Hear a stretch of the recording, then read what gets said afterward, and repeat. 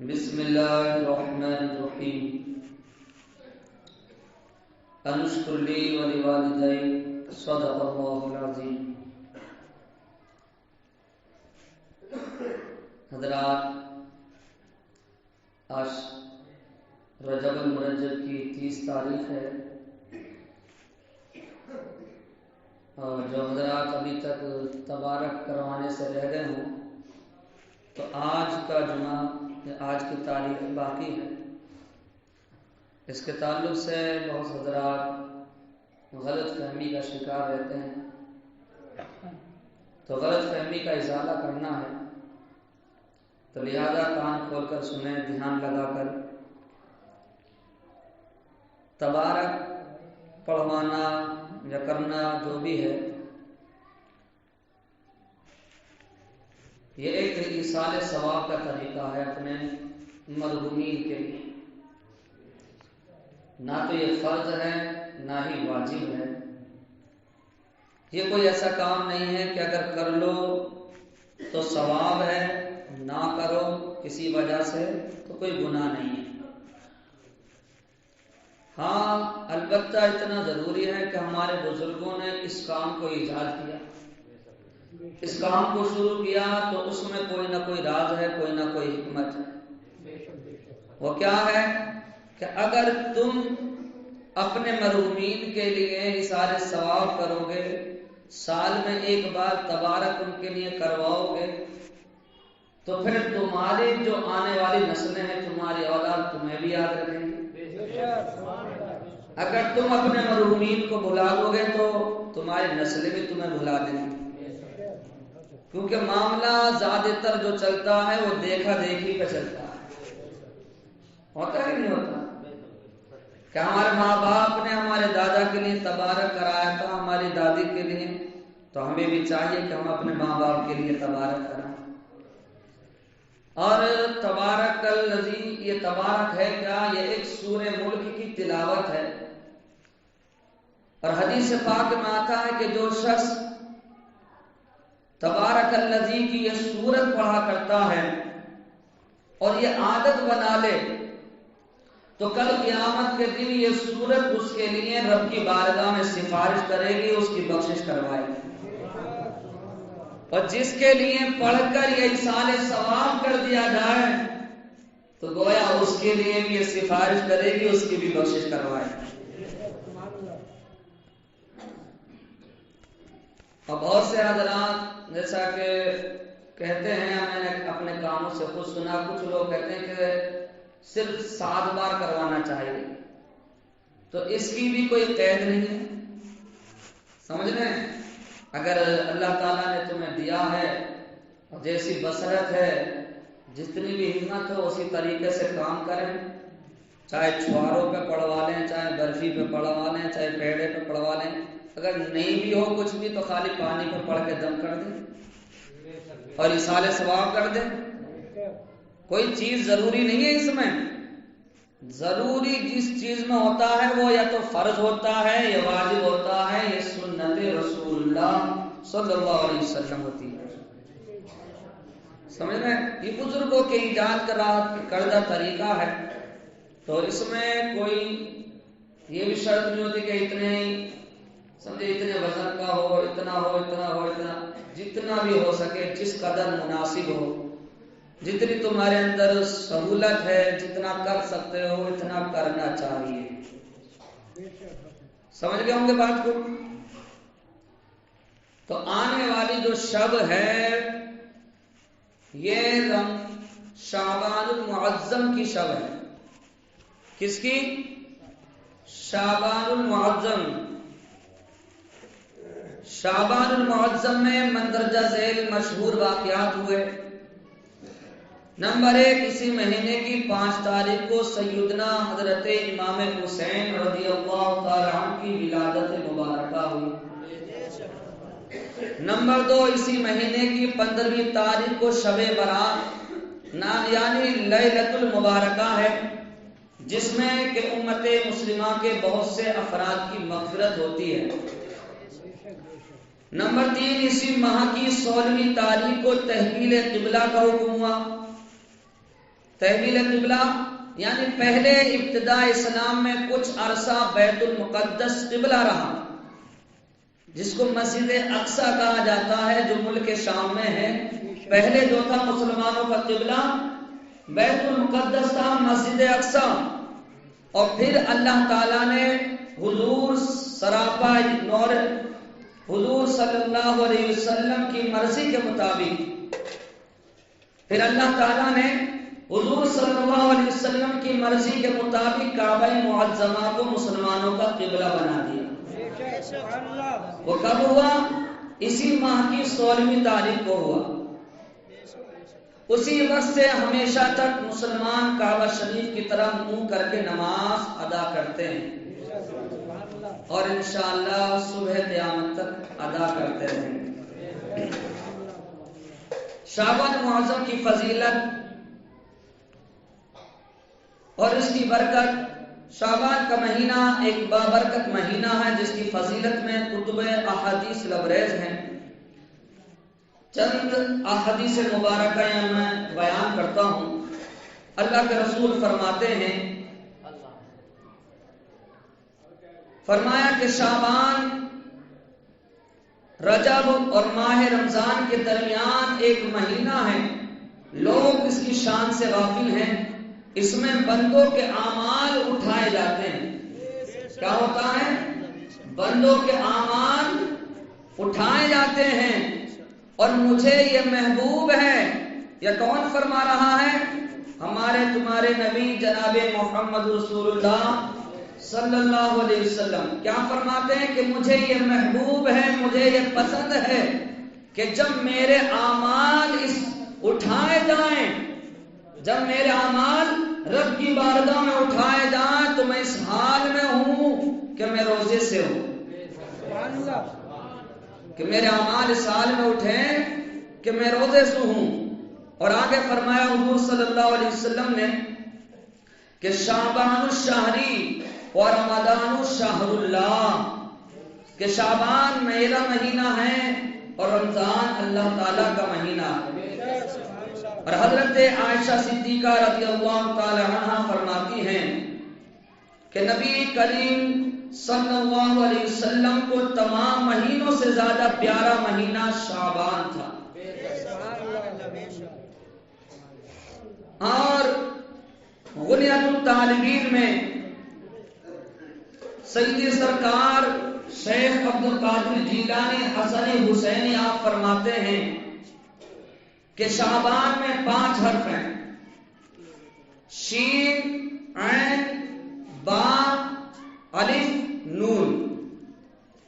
فرماتے ہیں کہ پس شین عبارت ہے شرف سے، اور عین عبارت ہے علو سے، اور با عبارت ہے برن یعنی بھلائی سے، اور الف عبارت ہے الفت یعنی محبت سے، اور نون عبارت ہے نور سے۔ تو لہذا اللہ تعالیٰ ماہ شعبان میں اپنے نیک بندوں کو یہ 5 چیزیں عطا فرماتا ہے، اور جو اس مہینے کی قدر کرتا ہے اللہ تعالیٰ ان کو ان 5 نعمتوں سے نوازتا ہے۔ سبحان اللہ، بے شک۔ تو اس مہینے میں محبوب کبریا صلی اللہ علیہ وسلم پر زیادہ سے زیادہ درود شریف کی کثرت کرنا چاہیے، حضور کی بارگاہ میں زیادہ سے زیادہ درود پڑھنا چاہیے، کیونکہ آقا علیہ السلام والسلام نے فرمایا یہ میرا مہینہ، اس لیے اس مہینے کے وسیلے سے بارگاہ الہی میں قرب حاصل کرنا چاہیے۔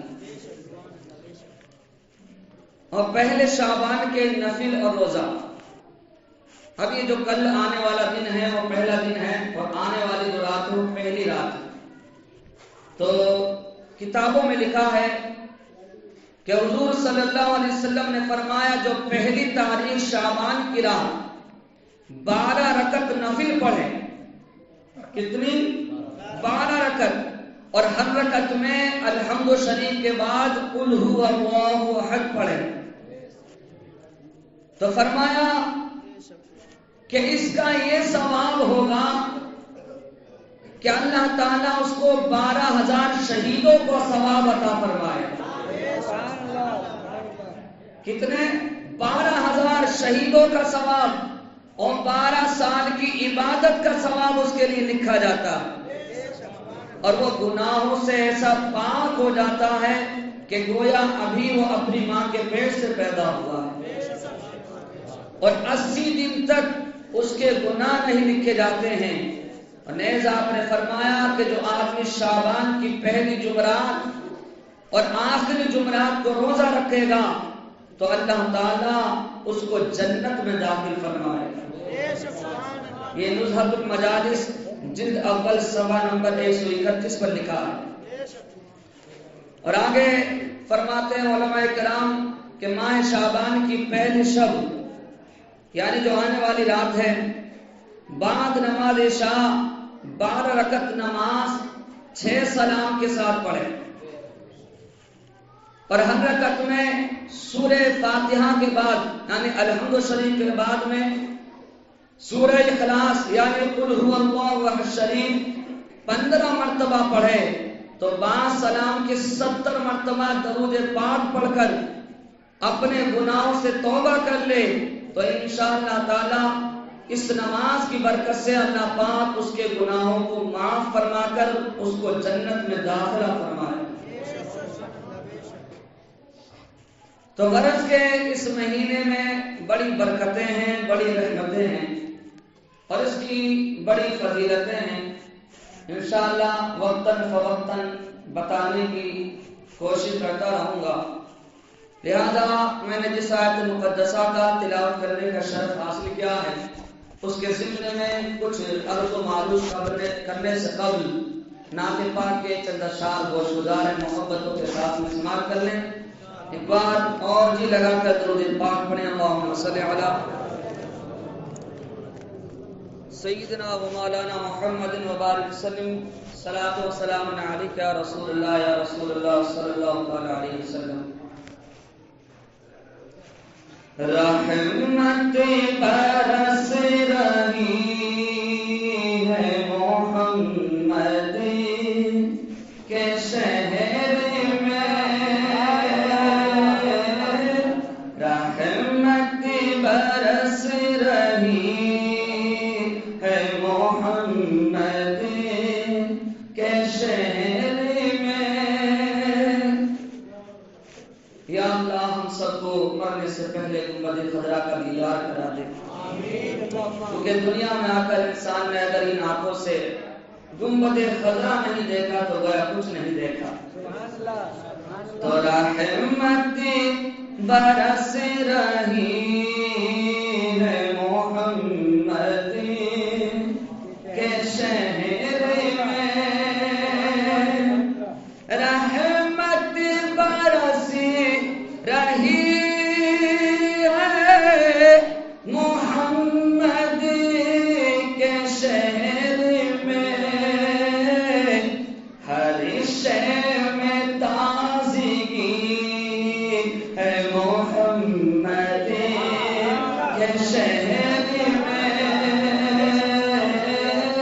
ہر شے میں تازگی ہے محمد کے شہر میں، رحمت برس رہی ہے محمد کے شہر میں۔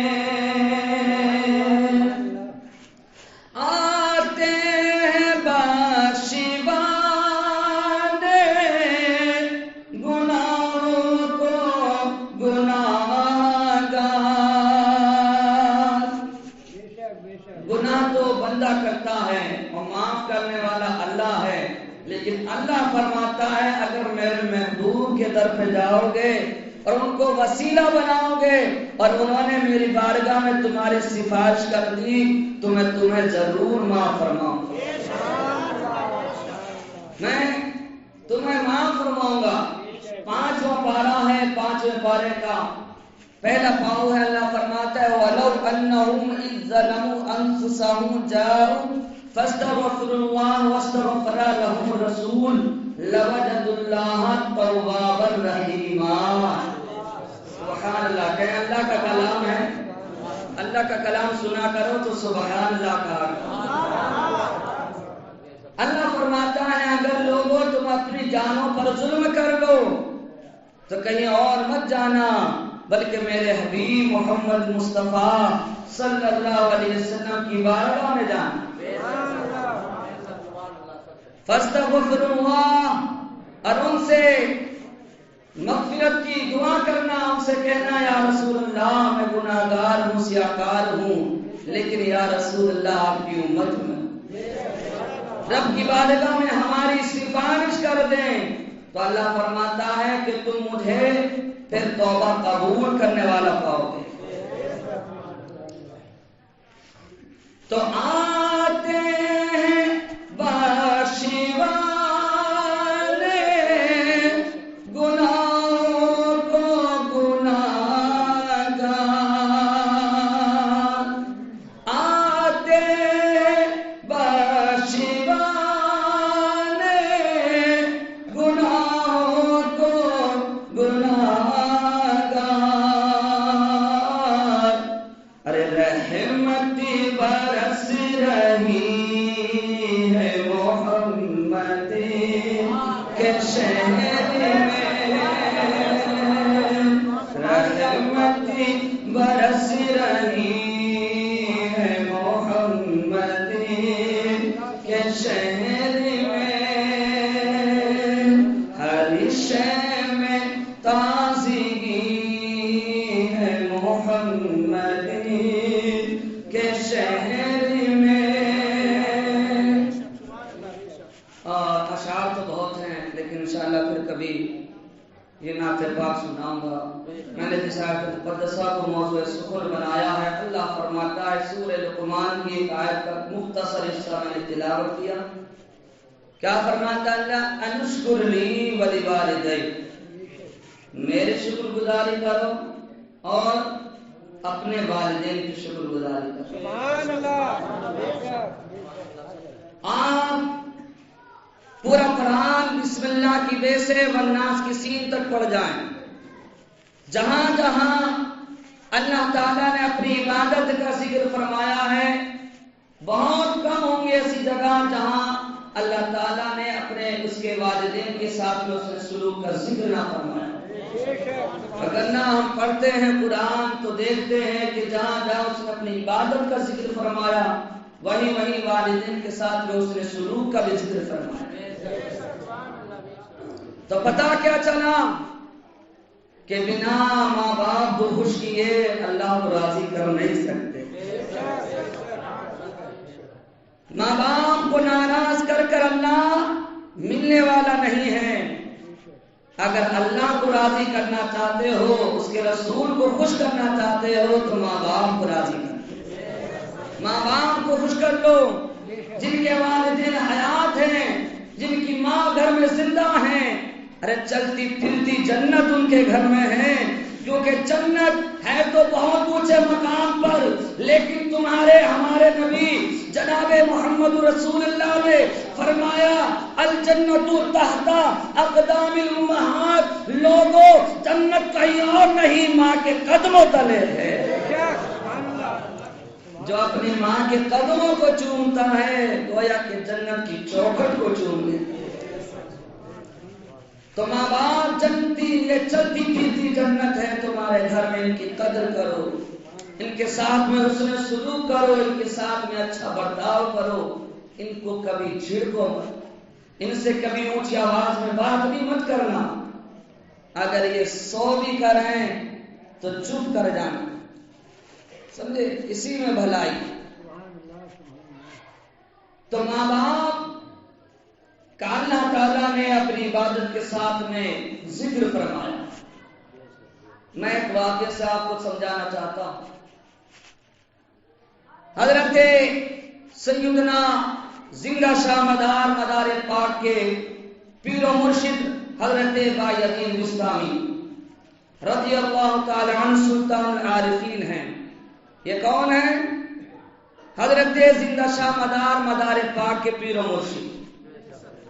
ابھی مکتب میں پڑھ رہے تھے، 8 یا 9 سال کی عمر تھی جب یہ آیت پر پہنچے انشکر لی ولی والدیک، میری شکر گزاری کرو، اپنے والدین کی شکر گزاری کرو۔ والد کا انتقال ہو گیا تھا، ماں زندہ تھی، اب سمجھ میں نہیں آیا، بچپنے کی عمر تھی، کہنے لگے ماں کے پاس میں جا کر، اللہ فرماتا میری شکر گزاری کرو، اپنے والدین کی شکر گزاری کرو۔ اب میں بندہ ایک اور دو کی کیسے مانوں؟ بندہ ایک ہوں، یا تو اللہ کی مانو یا اپنے والد کی، اپنی والدہ کی مانو۔ تو آپ کی والدہ نے کہا بیٹا تیری بات سمجھ میں نہیں آئی،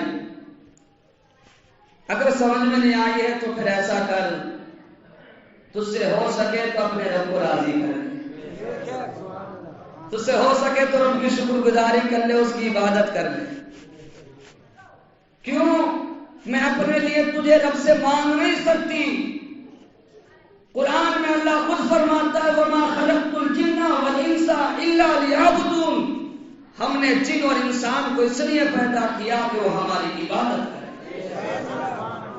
تو ساری کائنات کو اللہ نے اپنی عبادت کے لیے بنایا ہے، تو رب سے میں تجھے مانگ نہیں سکتی، تجھ سے ہو سکے تو رب کو راضی کر لے، رب کی عبادت کر لے۔ بایزید بستامی ہیں، ماں کا فرمان سنا، نکل گئے عبادت کرنے کے لیے، رب کو راضی کرنے کے لیے، عبادت و ریاضت کر رہے ہیں، بیابان میں ہیں، جنگلات میں ہیں، ریاضت پر ریاضت ہے، عبادت پر عبادت ہے۔ اللہ تعالیٰ نے آپ کی ماں کو بہت لمبی عمر عطا فرمائی، آپ وقتاً فوقتاً ماں سے ملاقات کرنے کے لیے آ جاتے، جب بھی دل تڑپتا ماں کی یاد آتی چہرے کا دیدار کرنے کے لیے آ جاتے تھے، لیکن آپ کو 40 سال گزر گئے۔ کتنے سال؟ 40 سال گزر گئے۔ حضرت بایزید بستامی کی ماں کو رات کی تنہائی میں جب آپ اپنی ماں سے ملاقات کرنے کے لیے آئے تو سردیوں کا موسم تھا، کڑاکے کی ٹھنڈ پڑ رہی تھی۔ ماں نے رات کی اسی تنہائی میں بیٹے سے کہا بیٹے اب پیاس لگی ہے، کہیں سے پانی لے کر آؤ۔ بیٹا گیا پانی لینے کے لیے، آج کل کی طرح نہیں، کافی دور دراز مقام پر پہلے کنویں ہوا کرتے تھے، وہاں سے بڑی محنت و مشقت کر کے پانی نکالا جاتا تھا تو کافی وقت لگ جایا کرتا تھا۔ بایزید بستامی پانی لے کر آئے، آپ نے مٹی کے پیالے میں پانی لیا، جب لے کر آئے تو دیر ہو گئی، ماں کو آنکھ لگ گئی، ماں کو نیند آ گئی، ماں سو گئی۔ بایزید بستامی ہے، ماں کی محبت میں سراہنے پر کھڑے رہے، نہ جانے کب ماں کی آنکھ کھلے اور کب پانی مانگ لے، اس لیے آپ سوئے نہیں، ساری رات ہو گئی۔ لیکن جب تہجد کا وقت آیا، ماں کی آنکھ کھلی، ماں نے دیکھا بیٹا میرا اتنا فرما بردار کہ ساری رات پانی کا پیالے لے کر کھا رہا۔ ماں نے کہا بیٹا پانی دے، جیسے ہی پانی آپ نے دیا تو ٹھنڈ کی وجہ سے وہ پیالہ آپ کے ہتھیلیوں پر جم گیا تھا، اور جیسے ہی آپ نے پیالہ دیا تو ساتھ میں کھال بھی اچھل گئی، کھال وہ نچ گئی اور ساتھ میں خون بہنے لگا۔ جب اتنا دیکھا تو بایزید بستامی کی ماں نے بارگاہ خدا بندی میں ہاتھ اٹھائے اور کہا مولا میرے بایزید کی تو لاج رکھ لینا، جو اس نے عبادت کری ہے 40 سال جنگل میں رہ کر، تو اس کو قبول کر لینا، یہ دعا کرنا ہوتی ہے۔ بایزید بستامی اپنے کپڑوں کو پھاڑ پھاڑ کر چلا کر کہتے ہیں، چیختے ہیں، کہتے ہیں بایزید تو 40 سال سے جس رب کو تلاش کر رہا تھا وہ تجھے 40 سال میں نہ ملا، ماں کی تو نے ایک رات خدمت کر لی، وہ تجھے رب مل گیا، وہ تجھے خدا مل گیا۔ 40 سال عبادت کری، وہ مرتبہ نہیں ملا، لیکن ماں کی ایک رات خدمت کر لی، پانی کا پیالہ پیش کر دیا تو اللہ تعالیٰ نے سب کچھ نواز دیا، پھر آپ کو وقت کا سلطان العارفین بنا دیا، اور حضرت مدار پاک جیسی ہستی کا آپ کو پیر بنایا۔ سمجھ رہے ہیں؟ تو ماں کی خدمت سے، ماں باپ کی محبت سے، ان کے ساتھ میں اس نے سلوک کرنے سے ہی رب کی بارگاہ میں مرتبے ملا کرتے ہیں، ان کی رب کی بارگاہ میں جو مقام ملا کرتا ہے وہ ماں باپ کی ساتھ میں حسن سلوک ان کی محبتوں سے ملا کرتا ہے۔ بہت سارے واقعات ہیں جو میں آپ کو بتاؤں، لیکن وقت مختصر ہے، اتنا وقت میں گنجائش نہیں ہے، تو انشکر لی ولی والدیک، اللہ فرماتا ہے میری شکر گزاری کرو اور والدین کی شکر گزاری کرو۔ یہاں پر میں نے ایک حدیث پاک ابھی بیان کی تھی کہ اللہ کے رسول فرماتے ہیں الجنت تحت اقدام امہات، جنت جو ہے ماں کے قدموں تلے۔ اور کچھ لوگ پوچھتے ہیں، کہتے ہیں کہ سب کچھ عورت کو ہی دے دیا، سارا مقام و مرتبہ عورت کو ہی مل گیا، مرد کے حصے میں کچھ نہیں ہے۔ تو یاد رکھیں یہ شریعت کا بیلنس ہے جو میں اب بتانے جا رہا ہوں۔ شریعت کا بیلنس کیا ہے؟ اگر اس کو سمجھ لو گے تو کبھی بھی اس طرح کی باتیں اپنے ذہن میں نہیں لاؤ گے۔ وہ کیا ہے؟ وہ یہ ہے کہ اگر عورت ماں ہے تو اس کی اولاد کی جنت عورت کے قدموں تلے۔ اگر عورت ماں ہے تو اس کی اولاد کی جنت عورت کے قدموں تلے ہے، لیکن اگر عورت بیوی ہے تو اس عورت کی جنت شوہر کے قدموں تلے ہے، کیونکہ ہمارے تمہارے نبی جناب محمد رسول اللہ کو جب پیغام سجدہ کر رہے تھے، جانور سجدہ کر رہے تھے، درخت سجدہ کر رہے تھے، پتھر سجدہ کر رہے تھے، تو صحابہ نے کہا تھا یا رسول اللہ ہم تو اشرف المخلوقات ہیں، کیوں نہ ہم آپ کو سجدہ کرنے لگے؟ تو ہمارے تمہارے نبی نے فرمایا تھا لوگوں، اللہ کے بعد میں اگر کسی کو سجدہ کرنا جائز ہوتا تو میں بیویوں کو حکم دیتا کہ وہ اپنے شوہروں کو سجدہ کریں، تو میں بیویوں کو حکم دیتا کہ وہ اپنے شوہروں کو سجدہ کریں۔ تو اگر عورت بیوی ہے تو اس کی جنت کیا ہے؟ شوہر کے قدموں تلے ہے۔ تو یہ شریعت کا بیلنس ہے، اس کو اچھی طرح سے یاد رکھیں، اور عورتیں اپنے شوہر کی قدر کریں اور بچے اپنی ماں کی قدر کریں۔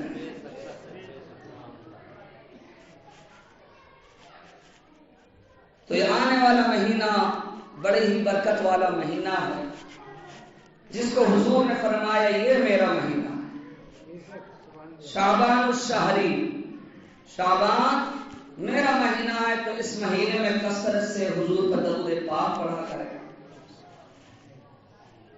اور صحابہ کرام کا تو یہ معمول تھا کہ وہ رمضان شریف کے مہینے کو مہمان سمجھ کر اسی مہینے میں اس کا استقبال کرا کرتے تھے، رمضان شریف کے مہینے کی پہلے سے ہی تیاریاں کیا کرتے تھے، سارے اپنے کام کاج جو شادی بیاہ وغیرہ جو ہوا کرتی تھی وہ سارا کا سارا اسی مہینے میں نپٹا لیا کرتے تھے اور رمضان کی تیاریاں کیا کرتے تھے۔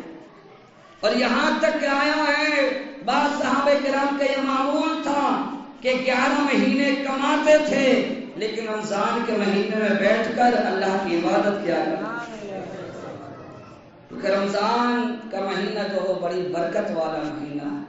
اللہ تعالیٰ ہم سب کو ہدایت عطا فرمائے، حضور کے حدیث پر عمل پیرا ہونے کا جذبہ عطا فرمائے۔ میرے کہنے میں آپ کے سننے میں جو غلطیوں والا تبارک و تعالیٰ اپنے حبیب مکرم صلی اللہ علیہ وسلم کے صدقے میں معاف فرمائے۔